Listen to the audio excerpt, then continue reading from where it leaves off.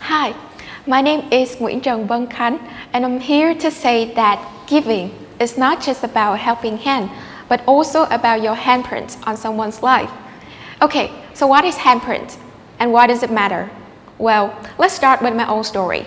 So throughout my high school years, I consistently went on charity trips in my hometown, and there were two notable cases that left a deep impression on me.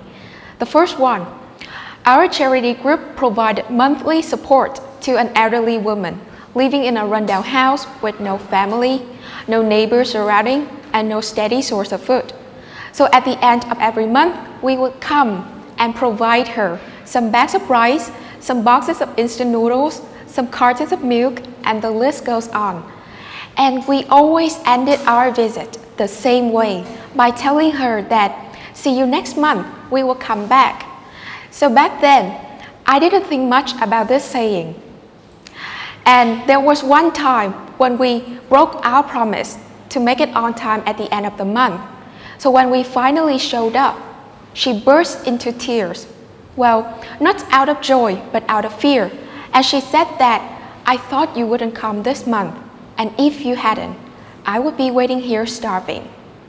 And that moment hit me so hard because I realized that from month to month, our sustainable support and our simple see you next month saying, they gradually left a handprint on this elderly woman. To hope for our arrival, to know that someone still cared for her and that she hadn't been forgotten. And the second story, well, it was a charity guitar concert and it was called Spring on the Water because it took place in one of the most remote districts in my hometown, on the border between Vietnam and Cambodia. And since this area faces severe climate conditions, lack of basic necessities, and limited access to technology or education, people there often joke that it would be a blessing when parents can afford to send their children to school. So the little students there, besides going to school, they only knew what a guitar or a piano looks like through books, but they never had any chance to actually play one or to go to a live guitar or piano concert. So once again, our charity group decided to bring them a real New Year guitar concert called Spring on the Water, where they can watch, listen, sing, dance, and embrace how music can connect people all together. And until now, I have yet to return to that border a second time. But by keeping in touch with some teachers and students there, I know that this concert left a lasting impression on them. Because some students even told me about their dreams of finishing high school and then entering a music academy to pursue the passion for music. And that to me is another kind of handprint. The kind that inspires dreams and opens new possibilities.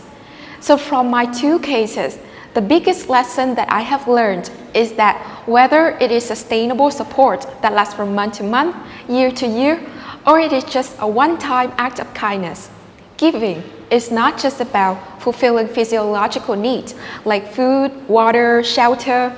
It breaks the norm and goes beyond that.